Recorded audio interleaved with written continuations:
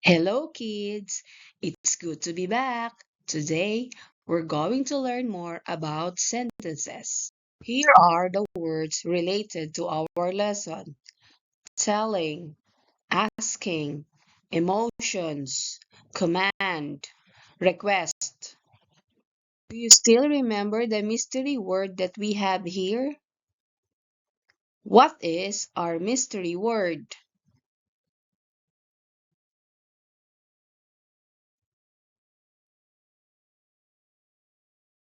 You're correct. Sentence.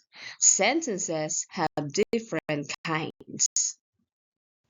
Here are the kinds of sentence: declarative, interrogative, exclamatory, and imperative.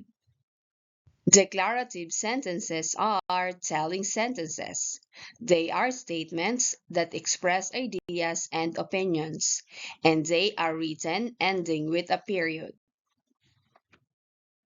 Here are the examples.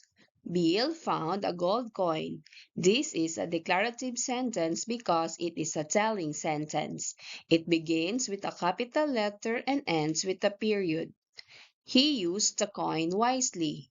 This is a declarative sentence because it is a telling sentence. It begins with a capital letter and ends with a period. Pilo loves to paint. This is a declarative sentence because it is a telling sentence. It begins with a capital letter and ends with a period. A kind lady bought one of Pilo's painting. This is a declarative sentence because it is a telling sentence. It begins with a capital letter and ends with a period. On the other hand, interrogative sentences are asking sentences. They use interrogative pronouns. They are written ending with a question mark. Here are the examples of interrogative sentences.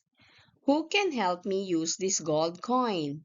This is an interrogative sentence because it is an asking sentence. It begins with a capital letter and ends with a question mark, and it uses an interrogative pronoun who. Why not save it for later? This is an interrogative sentence because it is an asking sentence. It begins with a capital letter and ends with a question mark. It uses the interrogative pronoun why. Where can you buy cheap things? This is an interrogative sentence because it is an asking sentence.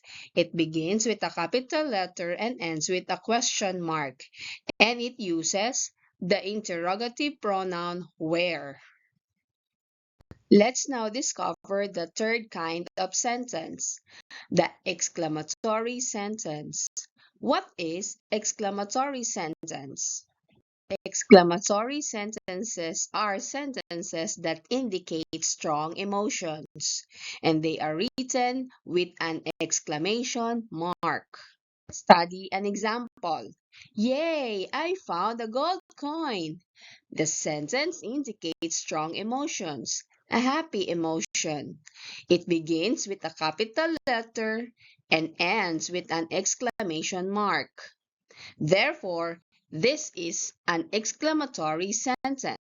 Wow, Pilo's painting was beautiful. The sentence indicates strong emotions, a happy emotion. It begins with a capital letter and ends with an exclamation mark. Therefore, this is an exclamatory sentence. Here are other examples. This is unbelievable. The emotion expresses joy. She actually won. The emotion expresses surprise. You are late again. The emotion expresses anger. I treasure you. The emotion expresses love. Shown on the screen are list of exclamatory sentences.